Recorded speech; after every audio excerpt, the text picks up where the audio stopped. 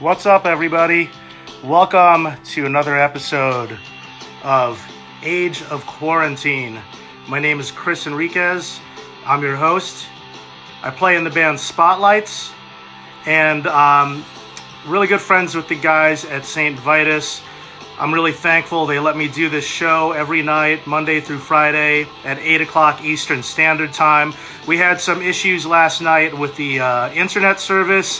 Jason Black from Hot Water Music was trying to log on, and he was having no luck. So we're going to reschedule that, and that interview is going to take place on Wednesday next week. Tonight, my guest is Mike Bruno, the bass player of Chic, which you hear in the background. They are one of the best pop punk bands out today. They've played St. Vitus many times. They have captivated audiences worldwide, playing with everybody from Hot Water Music to Sam I Am, even the Gin Blossoms. And of course, they are from Long Island. We are all from Long Island, many of us who, hey, what's up, Jalvo? I love Phil. Shout out to Phil Douglas from Latterman, another great Long Island band. We're going to give Mike a little bit, but Mike is not only the bass player of Iron Chic, but he also runs a record label called Dead Broke Records. He's put out records by Beach Slang, 15. He re-released an album by Sam I Am. Shameless self-promotion. I was in a band called On the Might of Princes that he re-released a record for that comes out tomorrow. And he's just done so much great stuff for the scene, and I can't wait to talk to him. So we're going to get him into the chat. I see that he's trying to get in right now. So everybody, please welcome Mike Bruno from Iron Chic. Give him a second to connect. Hey, what's up, Mike? What's going on, man? Nothing much. You're actually sideways, so I'm looking at you like this. All right, hold on a second. No worries. Does that work? Yes. This is perfect. Can you hear me? Let's try that again. It's still sideways, man. That's better. All right, cool. Cool, man. So I just gave you a grand intro and just read off your sort of accolades, if you will. And thank you so much for doing this, Mike. How's the pandemic treating you right now? How you been able to manage through this? Doing fine, you know. Mail order is doing pretty well right now. My wife's out of work and stuff, so it's a little crazy, you know. Not as bad as a lot of us. So I'm lucky. So cancel a lot of shows and things I had planned, but you know, right. It could be a lot worse for me. I'm pretty lucky. Where would you have been right now if this wasn't going on? Right here. I wasn't sure if you had a tour or like or somewhere that you would have been. No, we had taken the year off anyway, just to try and write a new record, and so yeah, no touring this year. I guess we took a good year to take off. Yeah. For sure. I mean, I would have been in Tilburg playing a festival in the Netherlands, which was hit pretty bad. So as shitty as that is, you know, it is definitely a good time to not be stuck in another country. Hey, everybody, if you're watching, just want to let you know, if you have any questions, there's a little question mark box on the bottom of the screen. It's easier to take questions that way if you submit them, and I'll eventually get to those. Mike, I usually try to take an opportunity to focus on positive things and tell people's sort of story from the beginning.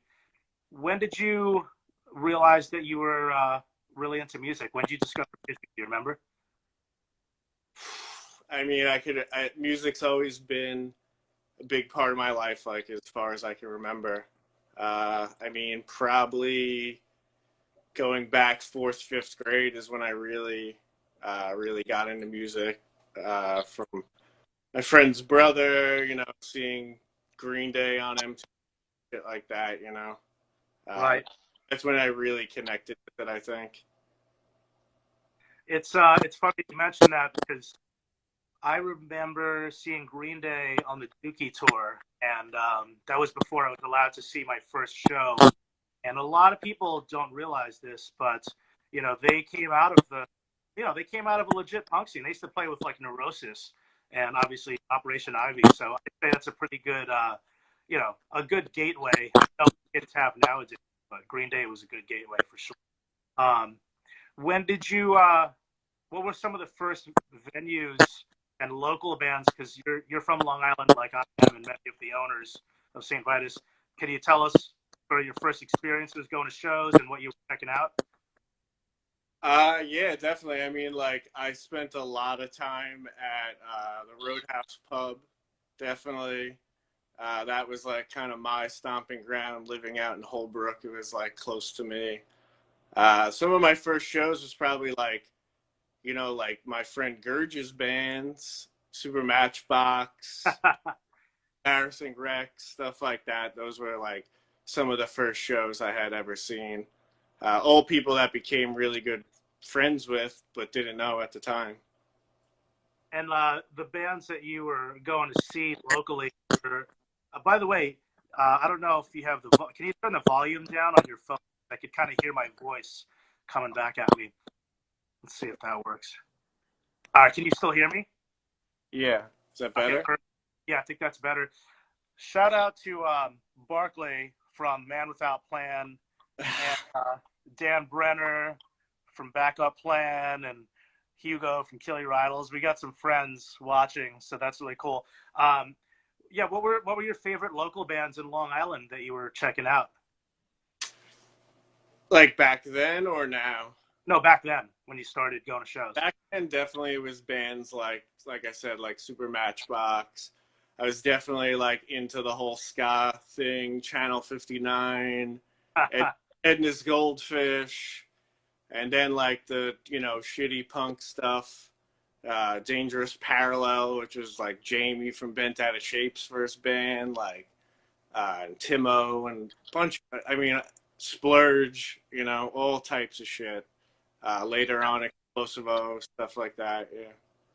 Anybody watching this that's not from Long Island, I don't know how many of these bands are available streaming for you to check out, but if you can do some deep dives, you should definitely. And if you like Iron Chic, you should check out Splurge and try to find something online. I don't know what exists, and you should definitely check out Explosivo, which is Jay Librano's band before Iron Chic and Small Arms Dealer, but some really good pop punk bands in Long Island. When did you realize that you wanted to be active playing in bands back then? Like, how old were you when you figured that out? It kind of happened by accident, I guess. It was probably, seventh grade, something like that.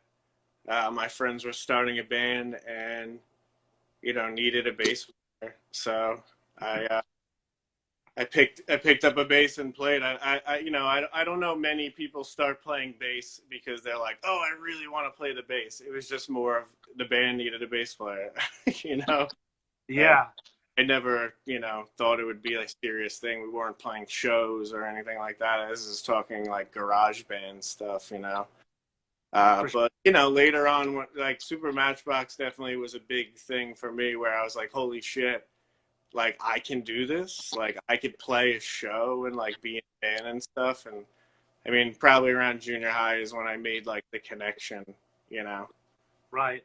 That seems like a pretty average age. I think a lot of people that we know around seventh grade is when you start to discover shit, learn what you're doing, and then come high school, you're kind of like, all right, I'm going to shows. Yeah, I mean, I started probably booking shows in like ninth or 10th grade, something like that, when I was way too young to be booking them. So you were booking shows back then also?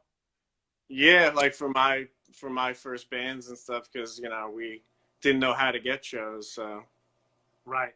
We Oh, just I was saying, were you booking shows like at venues for other bands, like or were you yeah, just? I was booking shows at the Funky Fish and shit when I was in like ninth grade, you know, for my band and with other bands. There was a couple touring bands, and I didn't know what the fuck I was doing, you know. But that was like the first, you know, real hand in it. Yeah, for sure. I started doing it pretty young. I have to wonder if people still do that kind of thing now. I'm sure they do. I'm going to be 40 this year, but back in those days, you know, and we're from Long Island, like you'd have to like get permission from like these strange places, like with weird names, like the Funky Fish. I remember the Funky Fish. Um, you know, I set up shows at a bagel shop at one point. You know, and that was like Dave, the one of the owners of St. Vitus, his band. I had him play at a bagel shop, and you know, all these weird VFW halls. I wonder if kids still do that, because it seems like, at least when I go on tour, and I know we've crossed paths. I see the Iron Chic posters in a lot of the places I go to. It's usually legitimate clubs now, but yeah, man, it's an interesting time for sure. And were you playing bass before you start? Like, were you playing bass before you discovered punk, or did you start playing bass to be in bands? I started playing bass to like be in bands. I mean, it was like I don't know if it was like punk necessarily, but it was you know, Nirvana, Offspring, Green Day, you know, Yeah. your MTV thing that you know did it to me. But yeah, it was always bass. I mean, I started out on guitar trying to learn like everybody else, but I gave it up and switched to bass because they needed a bass player. So It's it was a really cool time, right? When like you could see punk, rock, and even metal on television. We don't really get to do that anymore. It's like, you know, we have streaming and all that stuff, but it was pretty cool that you could see like Bad Religion or like even the Melvins or Slayer, and that would be on, you know, 120 Minutes or Headbangers Ball. I don't know if like you watched those shows growing up, but it was a cool luxury that we had. Yeah, there he is. Get in there, man. Fuck yeah. there you go Uh, for Carry Needles. I'll take a couple. I'll shout out a couple people. At Mr. Chud says Iron Chic is one of my absolute favorite bands. Thanks for always coming back to Ottawa. Awesome, man. Thanks for tuning in. Um, and if you guys have questions, again, the question mark box is the easy way to do it. All right, so you when did Iron Chic start, and like how did that all come together? Well, the beginning has, I mean, I guess I was part of it, but I wasn't in the band. I mean, they started, I think, late 2007, something like that, and put out a demo 2008. They were buddies. Gordon was in the band. He was a good friend, and I had been recording with Phil. He wasn't, you know, a good friend yet, but we were getting there, and I was always a fan of Librano's band, so we put out the demo on tape. They did another 7-inch the year after. I put that out too. And then, you know, they were just playing around locally, and I was playing in a band called Jonesin, and we did a tour with Iron Cheek and brought them in our van down to Fest. And I think that was the first time they did like a tour. So, I mean, I wasn't in the band the first couple of years, but I was putting out the releases. You know, my band took them on the first tour, so it was always close, kind of involved in it, I guess. But I guess Right. I joined 2009, something like that. Okay. I actually, man, I had to jog my memory, but now I remember John was playing bass in Iron Chic in the beginning. Yeah, Um, so yeah. is that not you? You're not on the first album, not like this. I That's not. am. I am on the first album. That's the first thing I appeared on. Yeah. Okay, cool. Yeah, so I was gonna get to the record label and the album later on, so just kind of stay intact here. But when so like everybody, by the way, like I mentioned earlier, Librano, and I'm speaking because I'm from the same place that Mike is from. I always felt like we had a lot of good hardcore bands in Long Island. We had a lot of, and that kind of spanned a lot of different genres, like the more metallic stuff, the more melodic stuff, you know, a lot of hardcore, but pop punk bands, unless I'm missing anybody, we had Sleeposaurus and there's Latterman, but I really feel like Iron Chic was really like the first pop punk band coming out of Long Island that made a mark like in the world. And I just wanted to promote Lebrano's older bands because I always knew he was such a good lyricist. Explosivo and Small Arms Dealer. I know that Small Arms Dealer you could get on Spotify and iTunes, but like he was just such a special guy. The way that he would write lyrics, it reminded me of like if Lemmy from Motorhead had a child with Blake from Jawbreaker. I felt like that's Lebrano in a nutshell. Yeah, You know? he doesn't even like Jawbreaker. So Right, of course, right. What's the writing process like in Iron Chic? it's strange. Yeah. No, I mean, what like how is there a typical like does Phil do most of the writing? So basically, Phil will bring a riff, you know, part of a riff, chorus part, verse, and we jam it on practice and you know arrange it, and basically we'll record it because everywhere, I mean, the same place everywhere we record all the records is the same place where we practice, so it's easy to just record a demo when we're practicing. So every idea gets recorded. And then sometimes it sits on a computer and you never hear it again. Or sometimes it gets revisited during like the time when we're sitting down to actually write the record. We'll come up with, find a demo, you know, we like. Lebrano and Phil will go over it, see if it works vocally, and then we fix it and make it a song. I mean, sometimes the albums, there will be 50, 60 demos before we even started like really writing the record. And we go through all those demos, pick them out. Well, Phil does, and yeah, it's really strange. It's not like any other band I've been in. And then the vocals come later. You know, Lebrano will demo the songs again for real, and he'll write, you know, vocals to the demo, and sometimes I won't even hear the demo with vocals, and I just hear the song for the first time ever with vocals on the album. Right. Crazy. That's pretty cool. It's got to be a luxury to have to have somebody in the band that records so that you can put stuff to tape right away. Phil Douglas, who played in Latterman and obviously is in Iron Chic, has been recording bands forever. So that's what I'm referring to anybody watching that might not know that. The lyrics, and I'm sure this is tough for you to answer, and maybe we'll have Lebrano on, but he strikes me as somebody, because he's so clever with lyrics, that just has notebooks of stuff. Is that something fair to say, or do you have any idea how he kind of goes about his lyrical process? I don't think I'm pretty, you know, I can't really speak for him, but as far as I know, he doesn't really have books of lyrics written. He kind of just like writes the lyrics to the song, you know? Yeah. It's a really interesting way, and it's probably why he's so good at it.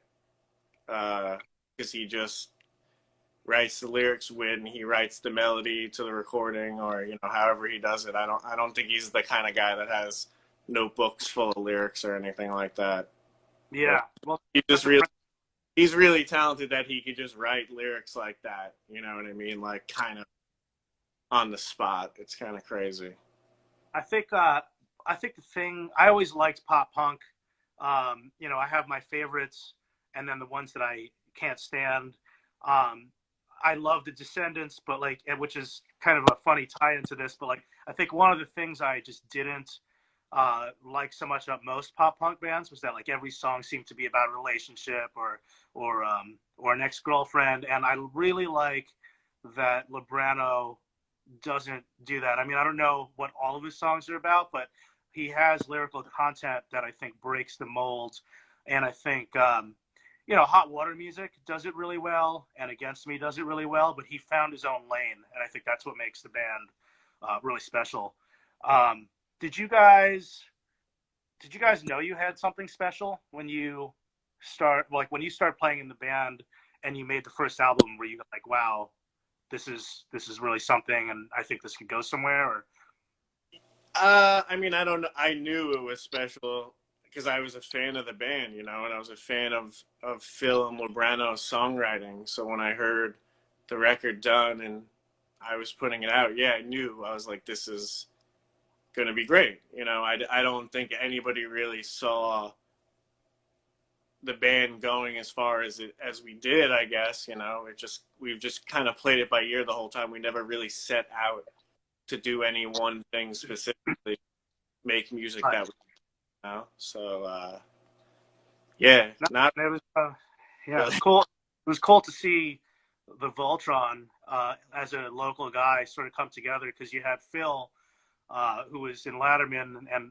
I don't know if they were. I mean, they were getting pretty big, but I also feel like they got way bigger after they broke up, right? And the band didn't work out ultimately, which is why they split up. And then same thing with Small Arms Dealer. So I thought, from the outside looking in, it's not like I thought you guys were trying to be rock stars or anything, but I was like, oh, that's interesting. Like, I wonder if because all their bands broke up, they're like, fuck it, like let's do this for real and get experienced players that have been through some shit, and it worked, which is dope. Did strange question, but that was 10 years ago, right? When that album was made. Yeah, 2010. Yeah. You guys planning anything that you can talk about, like a 10-year anniversary for it, or is that all, or not really? Uh, maybe Okay. it's still in the air. But yeah, there is. I will, give a spoiler and say there is a Dead Broke 18th birthday party happening sometime in 2020. So keep your eyes on that. I got a question. Awesome. Everyone, keep your eyes on that. I got a question for Melinda. What is Iggy's favorite Iron Chic record? Who's Iggy? Iggy is that guy. Can you see him? Oh, look at that guy. There he is. I've seen a couple requests for him. So he doesn't listen to punk music. He's smarter than that. Yeah, yeah. He's smarter than that and moved on to better He things. only listens to like Doggy Style. Amazing. Um, Obviously, I don't want to talk about this too much if it's uncomfortable, but we were all friends of Rob's. That was a very tough time. Rob McAllister passed away, and you started Wildfest in his name to raise money for his family. What are some of your fondest memories of Rob from the time that he was around? I don't know. I could talk about a lot of them on the internet, but there's I so gotta many, go for it. Yeah. so many. I mean, those early European tours that we did. I mean, because for a while we were like touring with whoever we could on guitar. When Rob couldn't do it, we would have fill-ins and stuff. But Rob always did Europe with us. We did like, fuck, at least 4 European tours with him, and it was just always such a fucking blast with him over there. I mean, Yeah. the stories about that guy could fill a book, for better or worse.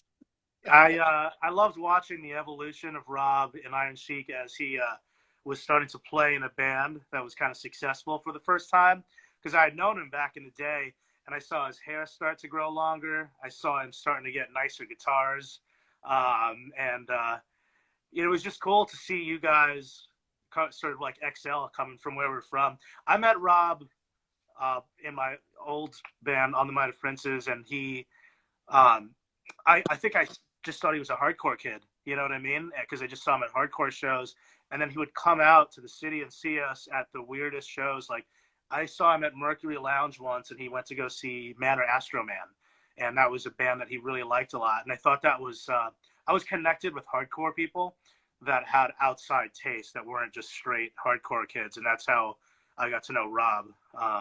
Yeah.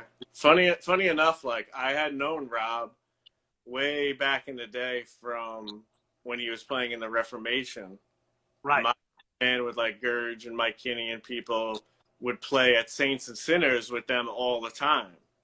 And I was like a fan of that band, and I would book them there, and we played with them a few times. And it wasn't until like a while after I like met Rob again that I even realized that that was him, and we made that connection. It was Right. kind of strange, yeah. Yeah, and they were doing like I remember the Reformation. That was again we're talking about Rob McAllister, who sadly passed away, but he was the original guitar player in Iron Chic, and the Reformation. He was kind of doing like a hot water music thing, and he was just really good, man. I love that you did a festival called Wild Fest, and how many years has that been going on now? 4, yeah. And you had some like a lot of reunions, it seems. Who are some of the bands that are notable that have gotten together and reunited? Well, we did the first year was like Capital. Rob's band did like a homage set with all different people playing guitar. We had that band, The Agent. They did a reunion. I mean, we've had a lot. It's hard to keep track because it's like 20, 30 bands a year now. But yeah, we've had a lot of like really cool shit. A lot of the first year was like really crazy. Last year you had, correct me if I'm wrong, but the last one you had Beyond, Yeah. who are super old school, and then I saw I went to the one that Incendiary played. Did Incendiary? Yeah, Incendiary played, and I feel like there was another band, a few bands that reunited. But anyway, every year, you guys, if you ever want to come check out Wilds Fest, it happens every year, and they use it to raise money for Rob's family. And it's a slew of current Long Island bands, old bands, um, and um, and then just current bands. So yeah, so it's a great thing that you do. Um, yeah, so that must have been a tough decision to move on from that. I'm just glad. I'm just kind of riffing here. Like I'm glad he got to experience that during his time because like, isn't it weird? Like I don't think any of us, I can speak for myself, thought that when we started playing, it sounds cliche, but I don't think any of us thought that any of our bands would get big. You know what I mean? In any It degree. wasn't a thought, you know. Yeah. So it's just so fucking bizarre when that happens. And I was always so proud when I would just go on YouTube and I'd watch a set of you guys at Grows Rock or anything from that to like, I'd see a Latterman reunion because I kind of lost touch with a lot of people, and it'd be like a sold out Latterman reunion at Music Hall of Williamsburg. It's like really cool to see our friends um, go and take their music to interesting places. What were some of your like holy shit moments? Like Like just in general with Iron Cheek. yeah, I mean, I could go through a list. I obviously made some research here. Like you guys have played with Hot Water Music, you've played with Gin Blossoms, you've That was headlined. all. Yeah, that was all. I mean, the Gin Blossoms was like ridiculous because I had worked at the Paramount and my boss, shout out Bedell from Timeshares, he like got us on the show as like kind of like a joke because he knows how much I love the Gin Blossoms. It was kind of ridiculous and yeah, that was like they were cool as fuck. That. So that was yeah. I mean, there's so many different things we've done that it's hard to keep track. Grows Rock was definitely a holy shit moment. That was pretty fucking insane. Yeah, So many people on stage, and it was just like chaos. It was really, really fun the first time we did that. I mean, touring with Propaganda is like pretty wild. You know what I mean? We've done that a few times now, and that's like a kind of a holy shit thing. But I mean, as far as recent things, that like definitely the couple shows we did with the Descendants was like the biggest holy shit. I mean, we drove to Minneapolis to do it from here. I I mean, had no idea that you guys played with the Descendants. yeah, we did 3 shows: Minneapolis, Chicago, and Pittsburgh.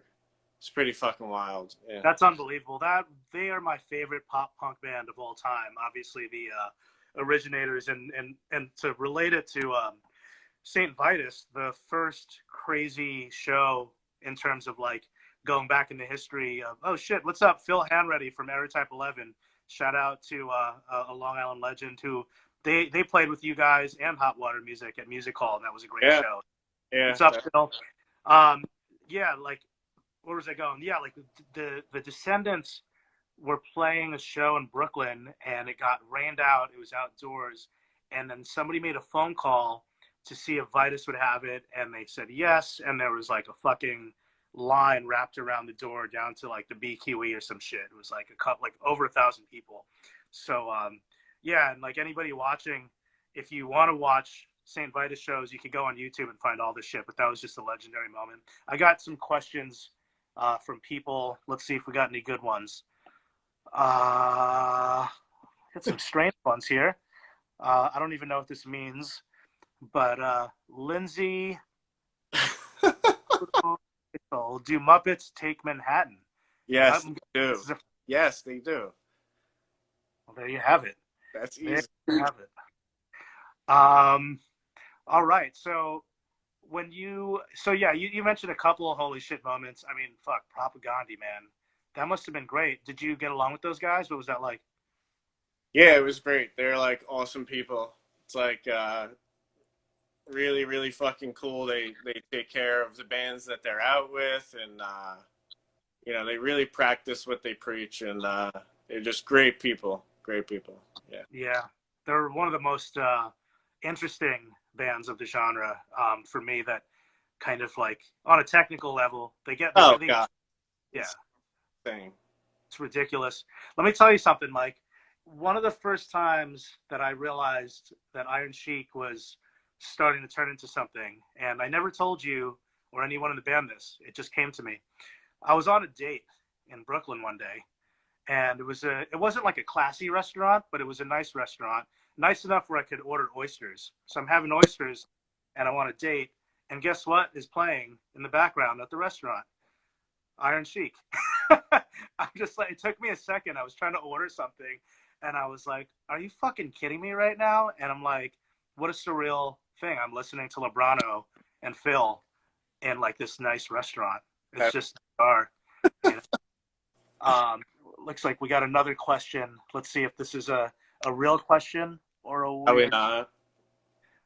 Your friend really wants you to shave your mustache off. Jeff really wants you to shave your mustache off. I think you're gonna have to do something special for Mike to do that for you. Cool. So when did you start a record label? Officially, I guess 2002. And what were the first records that you put out? I guess it wasn't really a real like label, but the first release was the Dobbler demo, which was my band. It's just like a CDR. Then just a bunch of my friends around me's, you know, demos and CDs and tapes. I don't think the first vinyl record, came till like the 12th release or something like that. But it was just my friends' bands, my band's demos and tapes. Like, didn't really know what the hell I was doing, you know, until I did my first 7-inch. Yeah. When did you start going outside of your friends? Like, what were the first records that you signed where it was like, all right, this is a cool band. I don't know them, but I'm gonna give this a shot. Okay, so it was probably this band Whiskey Trench from Montreal. I had a guy from a band I liked, the St. Catharines, that was in it. So I was the first, that was the second 7-inch I ever did, but I didn't know those guys at all. And then shortly after that, I did the brass 7-inch actually, and I didn't, you know, I knew of Jason. We had met and stuff, but we weren't, you know, I didn't really know him. And they weren't, you know, that band weren't tight friends with me or anything like that. That was kind of on a whim too. So Yeah, absolutely. Is the brass 7-inch anywhere streaming, or is that just a physical? yeah, it's up on Spotify and all that shit, I'm sure. Shit, I didn't even. I think so. I don't know. It's definitely on my Bandcamp. It's like one of my oldest releases, so it's hard to remember, but I'm pretty sure it's up on streaming. Cool. Yeah, that's Jay Rosenthal from my old band on Might of Princes. Check out, and John Ellis from Splurge, and Mike Campbell who plays with Laura Stevenson and was in Letterman, the Brass. Check that out. And Yeah, so like, my friend Stella played drums, who I also played in a band called Get Bent with too. So it came like full circle with that band where I wound up knowing everybody pretty tight after the fact. It's pretty funny. yeah, no, totally. You started dabbling with re-releases of bands like Sam I Am and 15. When did you, and Sleeposaurus, or label?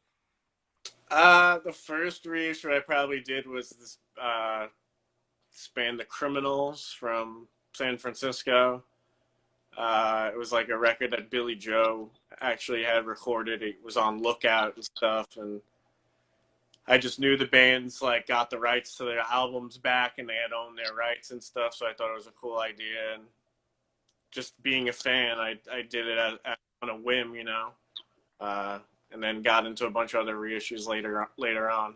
I try to like steer away from that, not make the label an entire reissue label because it can get expensive and Sure. annoying, and you know. But yeah, I haven't done that many. But 15 did Sam I Am tapes, Criminals, Hot Mop, you know. Right. Here, now I did the Explosivo record too, actually. That is a fucking great record that everyone should check out.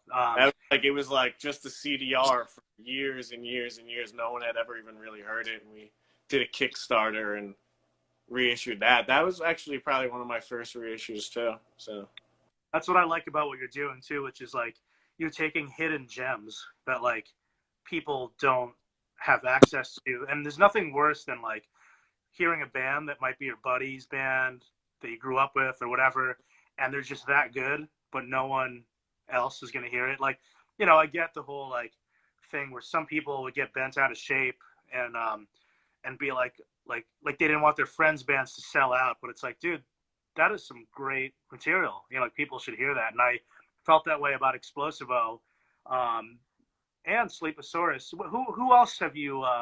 Did you put out J Church also, or am I making that up?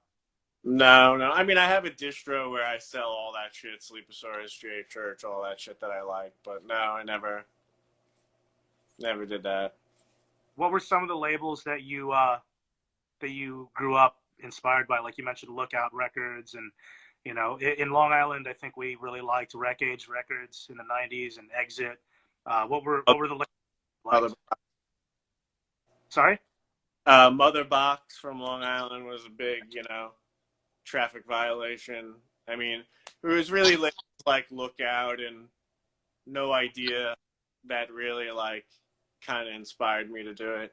Even labels like Rock Lock, you know, shout out Andriani, you know, Yeah. as far as that motherfucker's been going at it as long as I can remember, you know. Seeing people around like that definitely inspired me. That's awesome, man. There's so many great DIY labels, and I have so much respect for anyone that still keeps it alive. I think in punk and metal, it's physical records are still very important. Streaming is awesome, but like I think that people are full of shit when they say that no one buys records. I mean, you and I know that, so it's cool to see you preserving that. Okay, so we're talking about a lot of old bands. What are your current favorite bands right now?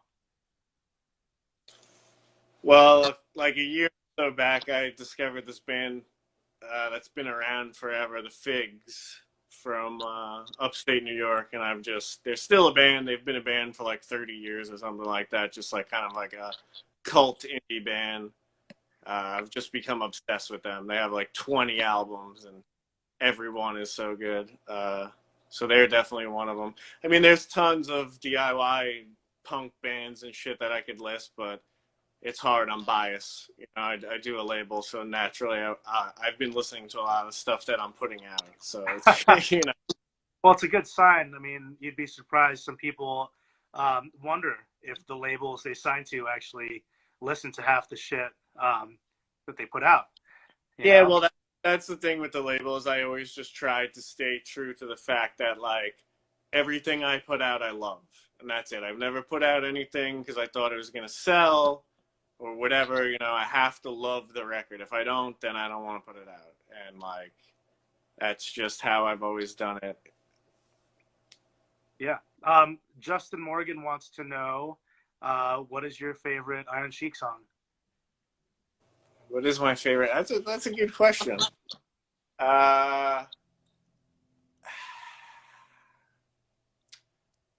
Right now, probably like Old Man of Crate, like off the newest split. That's been like really fun to play live or whatever. Not that we have been really doing that, but I really love Invisible Ink off the last record. That song I really like a lot. Nice. I feel like well, yeah, and that is a great record. It's always funny when I hear people though, because I do the same thing. I think most musicians do.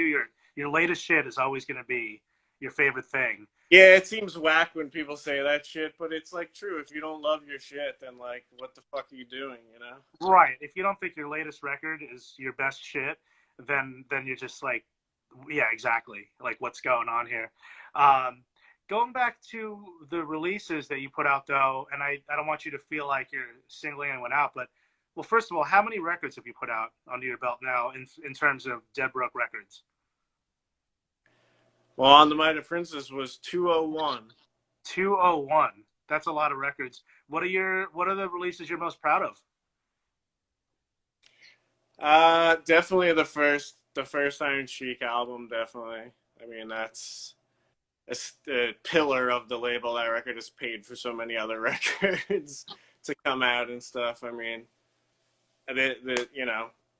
it's hard. There's so much stuff. Definitely, that record stands out. And I mean, not gonna lie, it's weird to even say it to you because you're the Hot Mop record looks fucking great, and I mean I mailed all of them today. Every pre-order.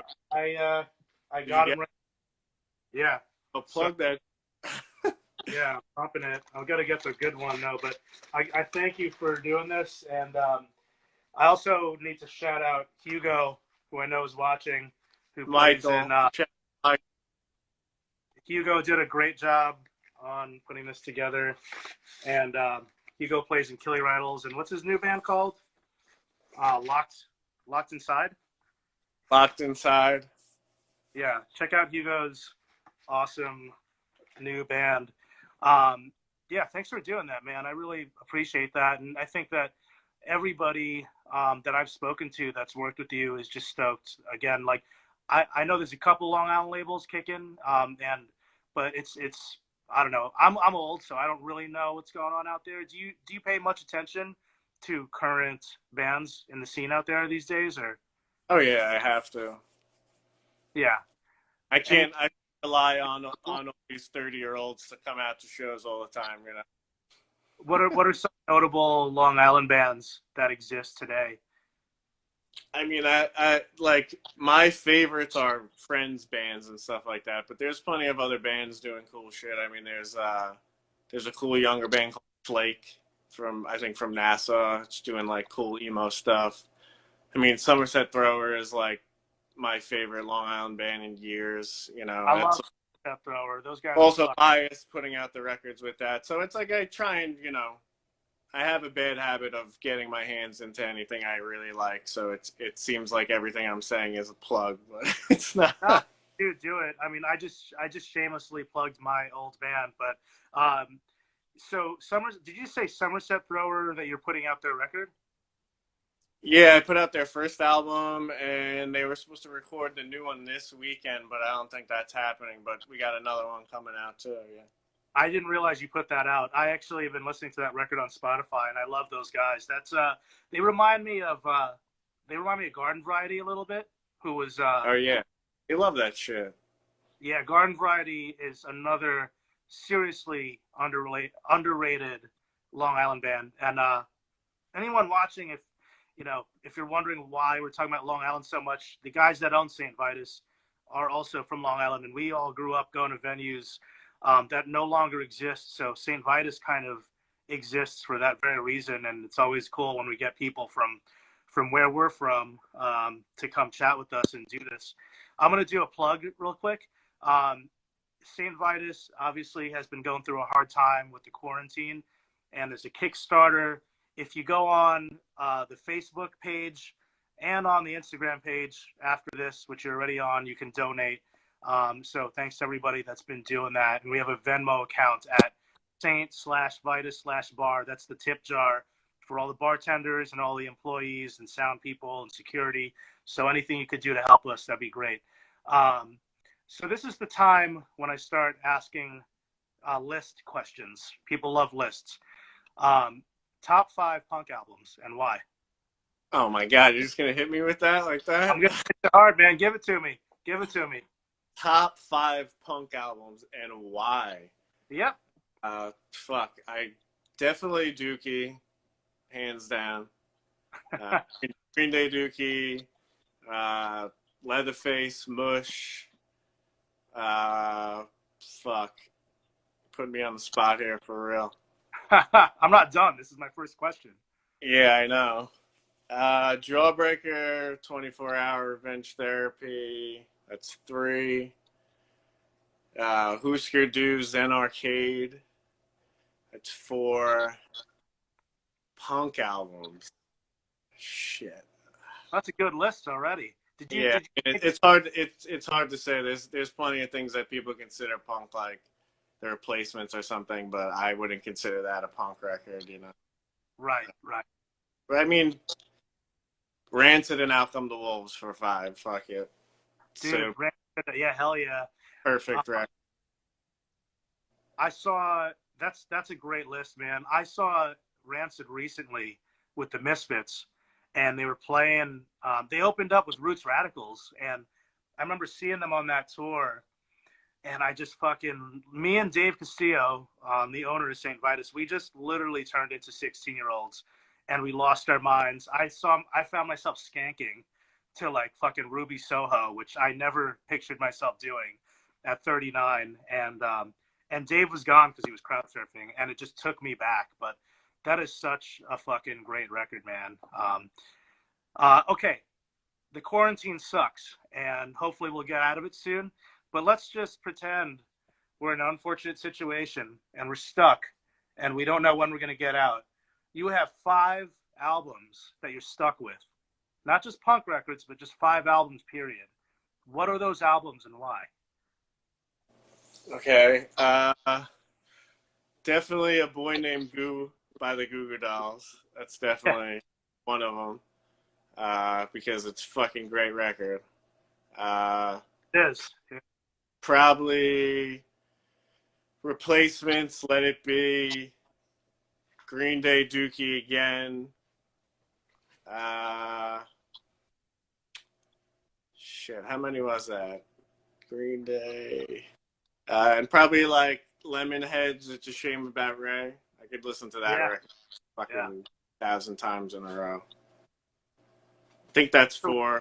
We got Goo Goo Dolls, we got Green Day, we got Lemonheads, Replacements, and now you got one more. Ready to Die by Biggie.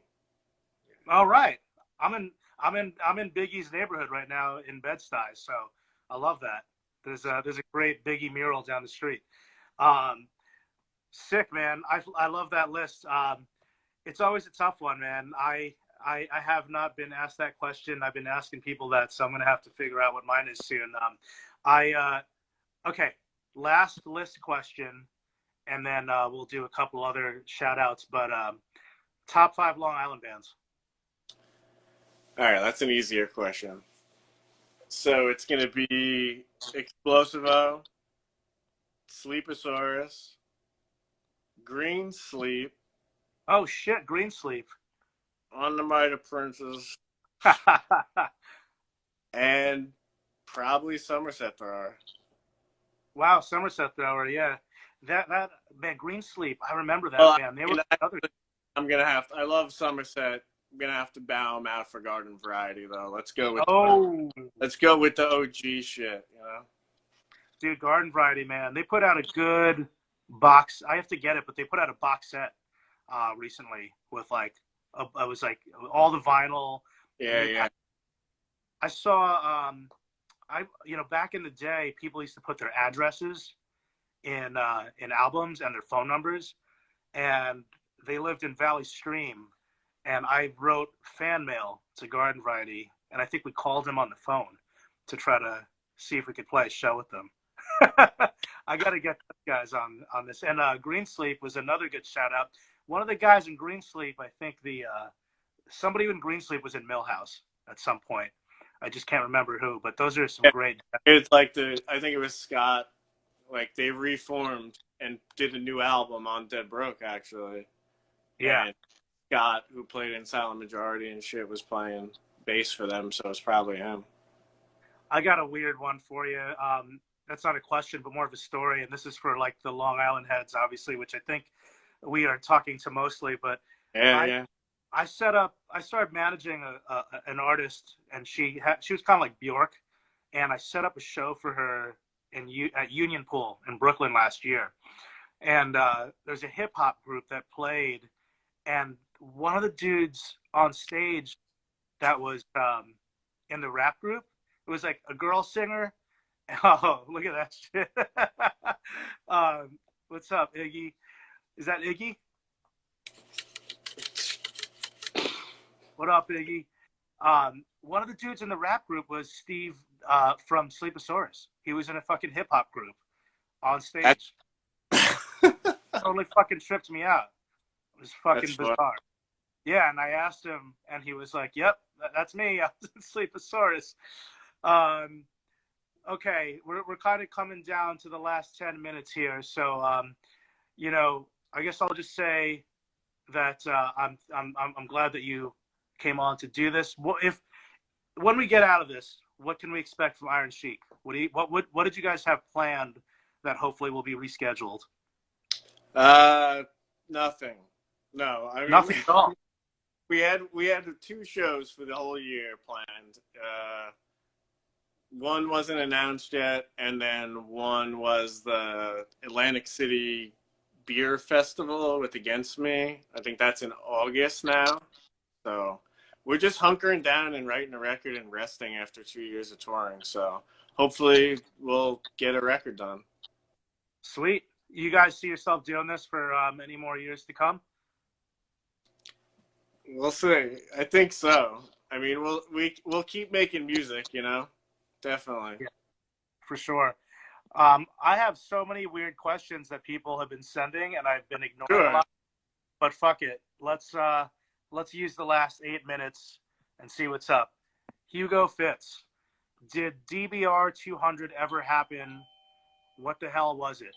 Now, what is DBR 200? Well, that's the 200th release. No, it's not out yet. So in true fashion, the 200th release is not out, but the 201st release is. So yeah, it's a compilation. It's a compilation of modern Dead Broke bands covering older Dead Broke bands. Oh, it's dope. That'd be cool. I'd love to see that happen, man. Let's see what else we have here. Melinda wants to know, Mike, tell us about your cool, creepy toys. I like toys. You got any toys in the room that you can show us? I mean, I have some toys here from Melinda. Here's some bunch of stuff. You see it? Oh, look at that! You weren't kidding. There's some. This might be entertaining for some of you, but somebody is frantically ringing my doorbell right now. Yeah, what's going on? Who it is? I really don't know, but there's been a lot of shootings here in Bed-Stuy, so I'm not about to answer the door right now because that's fucking weird. Okay, let's take another question. Have you eaten a fig while listening to the Figs? Justin Morgan. I don't know if I've ever eaten a fig. Wow. These are some amazing questions, guys. Let's see. What else do we have here? You have a million questions from Steve-O 2007. Let's see. Steve-O 2007. Love you, Mike. When you pop up in the UK after this virus, hopefully, at Steve-O's place. I don't even think that's the question. No, it's not. Shout out to No. my boy Isaac. All right, we got people from the UK. All right, well, I think that we're almost out of time, and we're gonna get kicked off here. So, yeah, man. Any parting words or any shout outs or announcements or anything? If you want an Op Mop record, go buy one because there's like 30 left. Appreciate that, and I wasn't trying to make this a whole plug about that, but I do appreciate you. It's a current event. It's a current event. I'll be doing this same thing with Lou and Tom on Saturday on my personal IG at Chris Enriquez Drums. So if anyone wants to listen to a bunch of old dudes reminisce, join us on Saturday night. I know there's nothing else better to do anyway. Cool, Mike. Well, thank you for doing this. I really appreciate it, man. And I'm sure I'll be talking to you tomorrow. Yeah. Thanks, right, brother. Okay. Thanks for joining us. I'm going to go see who is frantically banging at my door.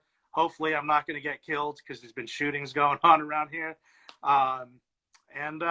This has been an episode of Age of Quarantine. Tomorrow, Sarah from Youth Code is our guest. And then next week, John Joseph of the almighty Cro-Mags JM will be chatting with Dave Castillo. That's going to be fucking awesome. So those are our next few episodes. Take it easy, guys. Stay safe. Social distance. Clean your hands. Don't be a piece of shit. Goodbye.